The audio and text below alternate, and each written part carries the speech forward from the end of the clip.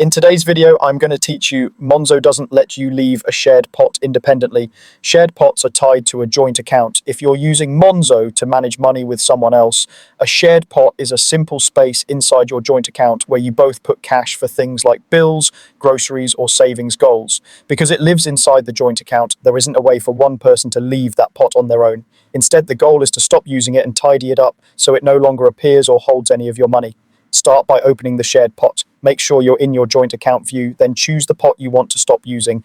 Double check the name and the participants so you're working with the right one, especially if you have several pots with similar names. Next, move all of the money out of that pot if you're allowed to withdraw. Most regular pots let you transfer the full balance back to the main joint account instantly. Some savings or locked pots can have withdrawal limits or waiting periods. If you see a message that withdrawals aren't available yet, you'll need to wait until the pot allows it. Clearing the balance is important because you typically won't see options to remove the pot until the balance is zero. Be aware of any scheduled payments or roundups linked to this pot, as those could add money back in while you're clearing it. Once the pot is empty, and if you're the pot owner, tap the settings gear in the pot and choose Delete or Archive. Deleting removes the pot completely, while archiving hides it from everyday view but keeps a simple record. Choose the option that matches how tidy you want your pot list to be.